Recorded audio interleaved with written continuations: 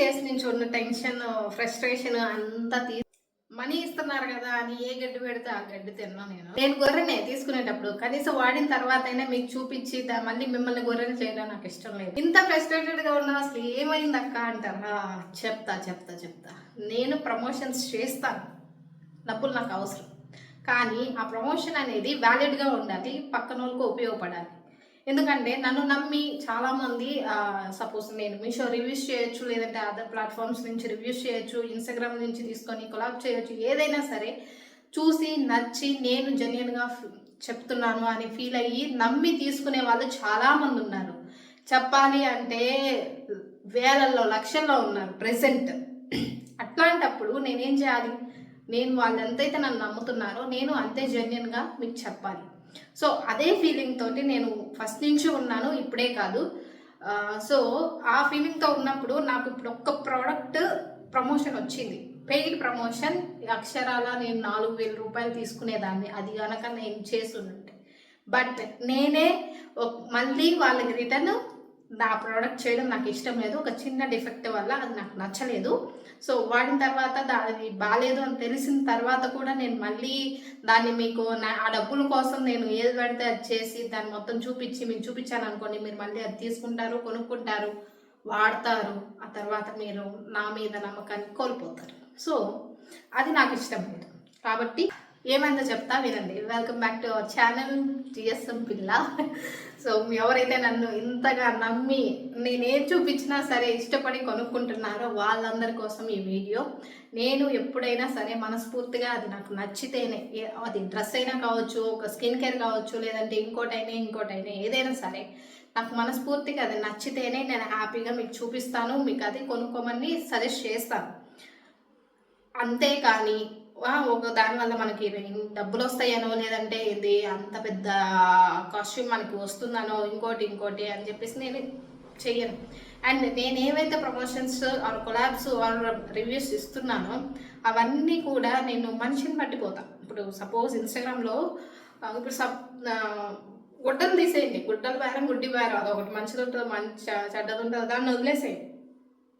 Coming to the skin care, ఇది మన వాళ్ళు మనం అంటే మనమే జాగ్రత్తగా ఉంచుకోవాలా, ఎవరు చేస్తారు? కాబట్టి సో నాకు స్కిన్ కేర్ ప్రోడక్ట్ వచ్చింది. ఇన్స్టాగ్రామ్లో అయితే ఇట్లుండదు అబ్బా, ఈ పెయిడ్ ఏవైతే బ్రాండ్ కొలాబ్స్ ఉంటాయో వాళ్ళతోటి తలనొప్పి అనమాట అంత ఇది.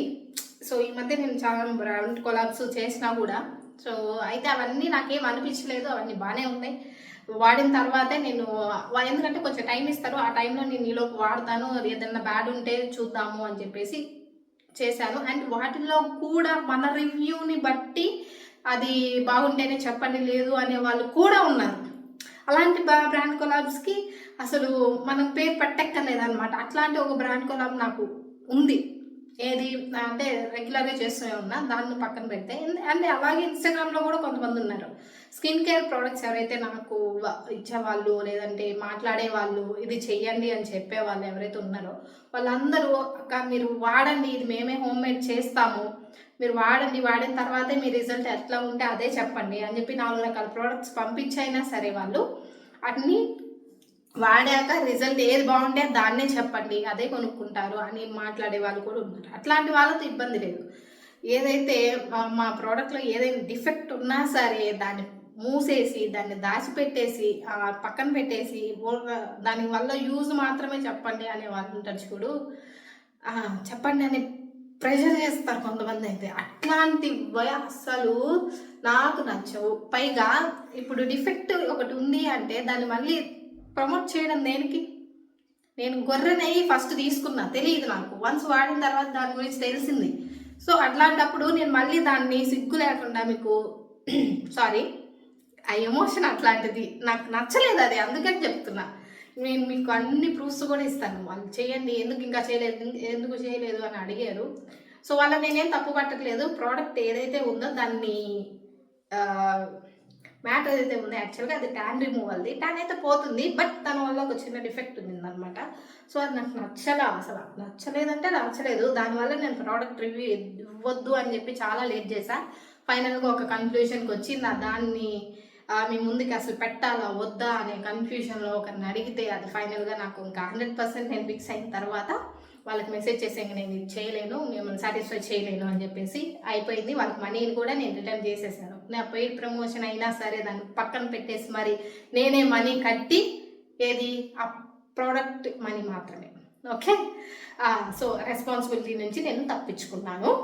ఇప్పుడు విషయం ఏంటంటే వాళ్ళు ఎలా కాంటాక్ట్ అయ్యారు, బ్రాండ్ కొలాబ్ వాళ్ళు ఎవరైనా సరే ఇన్స్టాగ్రామ్లో మెసేజ్ చేస్తారు, తర్వాత కాంటాక్ట్ నెంబర్ తీసుకుంటారు. మీరు మా బ్రాండ్ కొలాబ్ చేస్తారు, అది ప్రమోట్ చేస్తున్నందుకు ఎంత తీసుకుంటారు అని అడుగుతారు. ఒక్కొక్కది ఒక్కొక్క ప్రైస్ ఉంటుంది. బాగా వ్యూస్ వచ్చే వాళ్ళు ఇంకా ఎక్కువ ఉంటుంది, మనకి యావరేజ్ వస్తాయి కాబట్టి మనది ఒక ప్రైస్ ఉంటుంది. అసలు తీసుకోకుండా చేసే వాళ్ళు కూడా ఉంటారు. వాళ్ళు మరి ఇప్పుడే స్టార్టింగ్లో ఉండేవాళ్ళు అనమాట. సో డిపెండ్స్ ఆన్ ఉంటుంది అనమాట, depends on views, depends on followers and price కొనుక్కునేదాన్ని బట్టి. ఇవన్నీ మీకు తెలీదు, అన్నీ చెప్పలేను కూడా నేను.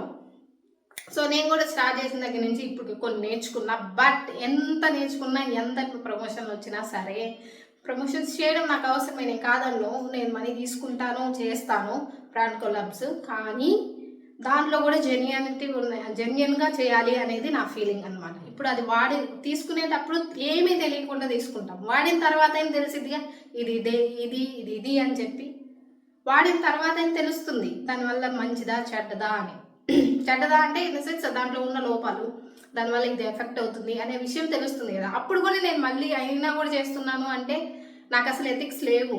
నేను దానివల్ల డిఫెక్ట్ ఉంది అన్నా కూడా మీకు చెప్తున్నానంటే ఇంకేంటి, నన్ను చూసి మీరు ఇంకేంటి నమ్మేది, నాకు అది నచ్చలేదు అనమాట. సో యాక్చువల్లీ వాళ్ళు కాంటాక్ట్ అయ్యారు, నేను వాళ్ళకి నెంబర్ ఇచ్చాను, వాళ్ళు నాకు ప్రోడక్ట్ పంపించారు, అడ్రస్ చెప్తే ప్రోడక్ట్ ఎలా చేయాలి అనేది డెమో చూపించారు. ఆ డెమోలోనే నాకు అర్థమైపోయింది. అది అంటే ఏం లేదు, మొత్తం ట్యాన్ రిమూవల్ ఒక సంథింగ్ ఏవో కలిపేసి అది పూయాలి. ఆ పూసిన తర్వాత ఒక 20 minutes ఉండాలి. ఆ 20 minutesలో మనకి రిజల్ట్ తెలుస్తుంది. ఆ రిజల్ట్ చూపించాలి దాంట్లో వీడియో చేసి. ఓకే, అయితే అంతా బాగుంది. ఎప్పుడైతే మనం స్కిన్ మీద అప్లై చేస్తున్నామో ట్యాన్ అయితే రిమూవ్ అవుతుంది, స్కిన్ వైట్గా అవుతుంది. మన ఒరిజినల్ కలర్ ఏదైతే ఉంటుందో అదంతా సన్ ట్యాన్ అంతా పోయి బాగానే వస్తుంది. కానీ ఎక్కడైతే మనం అప్లై చేస్తున్నామో ఆ అప్లై చేసిన ప్లేస్ ఇప్పుడు ట్యాన్ రిమూవ్ చేసుకుంటాము అని అనుకున్నప్పుడు ఇదేమి పూస్తాం, అయితే హ్యాండ్స్కి, లేదంటే నెక్కి, లేదంటే ఫేస్కి, అంతే కదా. అమ్మా సారీ, పూస్తామా? సో ఫేస్ మీద బేబీ హెయిర్ ఉంటుంది, లేని వాళ్ళు అంటే ఎవ్వరు ఉండరు, అందరు గీక్కుంటే పోయిన వాళ్ళే. కానీ లేకపోతే అసలు లేకుండా ఏముండదు. ఇప్పుడు మీకు చూసిన దానికి నా ఫేస్ నీట్గా కనిపిస్తుంది, కానీ నాకు కూడా బేబీ హెయిర్ అనేది అంతా ఉంటుంది. ఓకే, ఫేస్ మీద పూసినా సరే, నెక్ మీద పూసినా సరే, ఇక్కడ పూసినా సరే, ఏడైనా సరే హెయిర్ అనేది ఉంటుంది. ఆ హెయిర్ మొత్తం ఏమవుతుందంటే గోల్డెన్ కలర్లోకి మారిపోతుంది.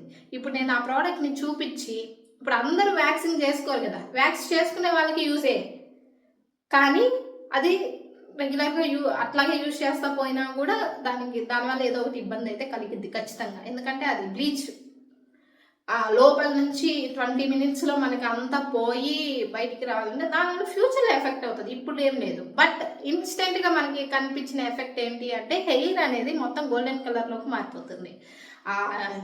లైక్ ఎట్టంటే తెల్లది జుట్టు ఉంటుంది ఎర్రంగా అట్లా వచ్చింది అనమాట. నాకు నచ్చలా.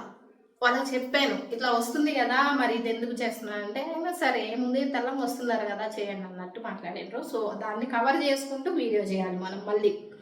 సో నాకు అది నచ్చలా. సో నేను ఏం చేశానంటే నాకు చేయడానికి మనస్ఫూర్తి ఇంకా అవ్వలేదన్నమాట. దాని గురించి ఆలోచించుకుందాంలే అని చెప్పేసి దాన్ని పక్కన పెట్టాను. బట్ అట్లా లేట్ చేస్తూ ఉంటే వాళ్ళు ఏం చేశారంటే ఏంటి మీరు ఇంకా నాకు వీడియో పంపలేదు, మీకు ఈ టైంలో పంపించమని అడిగాం కదా అని అడిగారు. సో నేనేం చెప్పానంటే నాకు ఏం చెప్పాలో అర్థం కాల. ఇప్పుడు ఆల్రెడీ నేను వాళ్ళకి ప్రామిస్ చేశాను అండ్ వాళ్ళకి ఒక లైక్ సైన్ చేసి ఒక బాండ్ కూడా పెట్టాను వాళ్ళ దగ్గర. సో దాన్ని రిజెక్ట్ చేస్తే ఎట్లా ఉంటుంది, చేయకపోతే ఎట్లా ఉంటుంది, వాళ్ళు ఏమంటారా అనేది నాకు తెలియదు. ఎందుకంటే ఫస్ట్ రిజెక్షన్ కాబట్టి. అది డైరెక్ట్గా నేను చెయ్యను అని చెప్తే ఏమంటారు, మీరు ఒప్పుకున్నారు కదా అంటారేమో, అది అర్థం కాలేదన్నమాట. ఎందుకంటే మనకి ఫస్ట్ ఏం కాబట్టి. సో అట్లా నేను కొన్ని రోజులు ఏం చేస్తాను, 15 daysలో అప్పుడప్పుడు మెసేజ్ చేశాను, 2 daysకి అట్లా నేను చేయలేదండి, బిజీగా ఉన్నాను, హాస్పిటల్లో ఉన్నానో లేదంటే ఇంకోటి ఏదో ఒక పని మీద తిరుగుతుంటాను కదా, ఆ పని గుర్తొచ్చింది, ఈ పని మీద ఉన్నానని చెప్పేసి అట్లా లేట్ చేసిన. ఫైనల్గా వాళ్ళు ఇటు కాదు పెట్టండి అని అంటే పెట్టేటప్పటికి వాళ్ళు ఫుల్ అంటే ఇప్పుడు ఒక ట్యాన్ మోదీ నేను వీడియో పెట్టినప్పుడు దానికి చూడంగానే అబ్బా అనేటట్టుగా పెట్టలేదు అనమాట. అది కాకుండా కొంచెమే రిజల్ట్ కొంచెం అదే ఏదో మైల్డ్గా తెలిసేలాగా పెట్టాను. నాకు ఇష్టం లేదు కదా, అన్హ్యాపీనెస్తోనే చేశాను. అండ్ అది కూడా వాళ్ళకి నచ్చకపోతే వాళ్ళైనా రిజెక్ట్ చేస్తారేమో అనే ఉద్దేశంతో అట్లా పెట్టాను అనమాట. ఆ వీడియోలో కూడా నేను చెప్పాను, అంటే బేకింగ్ వీడియో పొరపాటున వాళ్ళకి ఏదైనా పర్వాలేదు పెడితే చాలు అన్నట్టు యాక్సెప్ట్ చేసినా సరే జనాలు దాన్ని చూసి వాళ్ళ ఒపీనియన్ ప్రకారం వాళ్ళు వెళ్తారు. కాబట్టి ఇది ఒకవేళ మీరు వాడేమని అయితే బిఫోర్ వ్యాక్స్ చేసుకున్న తర్వాతే వాడండి, ఆ హెయిర్ కలర్ మారుతుంది అనే ఒక పదాన్ని కూడా మెన్షన్ చేశారు. ఎందుకంటే ఇట్లా డిఫెక్ట్ని కూడా ఎవరు ప్రమోట్ చేసేటప్పుడు ఆ పదాన్ని కూడా వాడరు. సో నాకు చేసినప్పుడు వాళ్ళు దాన్ని తీసేయండి అని చెప్పి మళ్ళీ మోడిఫై చేయమని చెప్పేసి మళ్ళీ ఎడిట్ చేయమని చెప్పేసి ఇట్లా అన్నీ చెప్పారనమాట. నేను ఎన్నిసార్లు చేసినా నేను అన్నింటిలో అదే పదం అవార్డు మెన్షన్ చేస్తూనే వచ్చాను. పైగా రిజల్ట్ కూడా నేను ఇంకా బాగా చూపించలేదన్నమాట. సో వాళ్ళు సాటిస్ఫై అవ్వలేదు దానికి. నాకు కూడా అదే కావాలి, అందుకని నేను అలా చేశాను.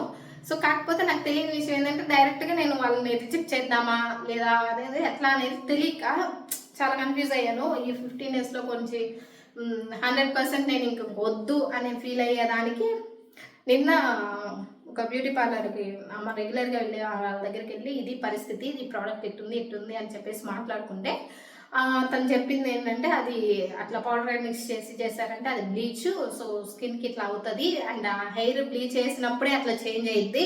అండ్ అట్లా చేసిన తర్వాత అండ్ ఇంకో విషయం అమ్మాయి గట్టి చెప్పింది ఏంటంటే మనం వాడేటప్పుడు మనకు తెలియదు దాని గురించి, వన్స్ వాడిన తర్వాత హెయిర్ మారింది అన్నారు కదా, అలా బ్లీచ్ వేసిన తర్వాత అలా ఎర్రగా ఉంటే ఉంచుకోలేదు జనాలు, అవునా?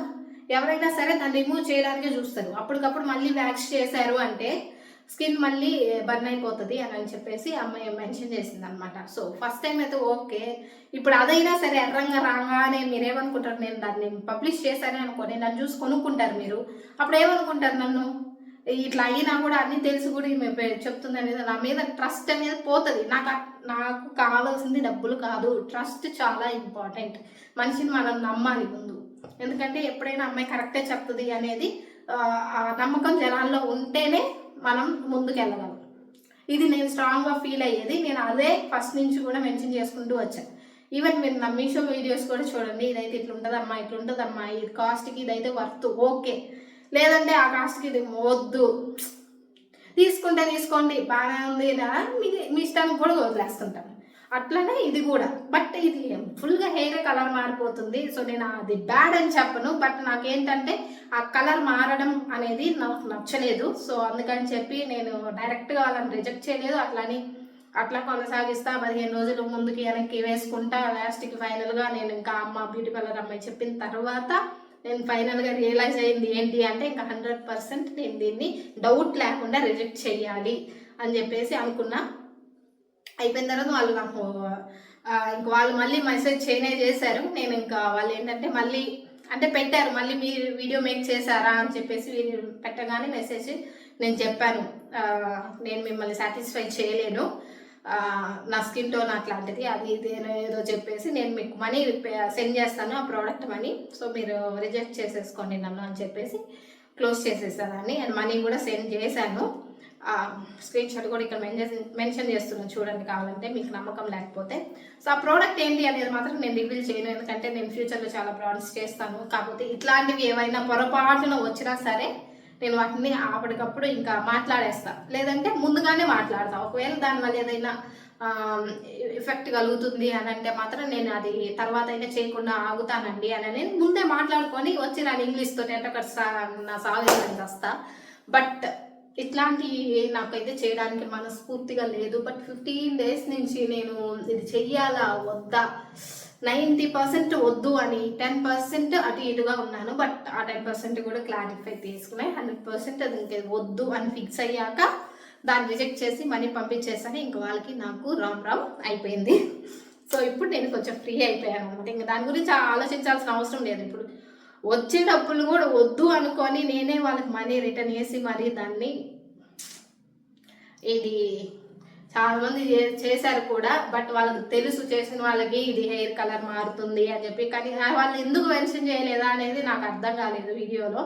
బట్ నేనైతే మెన్షన్ చేసి వాళ్ళు ఒకవేళ యాక్సెప్ట్ చేస్తుంటే నేను ఆ వీడియోలో అది కూడా మెన్షన్ చేసిన చెప్పాలంటే. కానీ వాళ్ళు తెలుసు కదా వాళ్ళకి డిఫెక్ట్లు పెట్టొద్దు అని అన్నట్టుగా.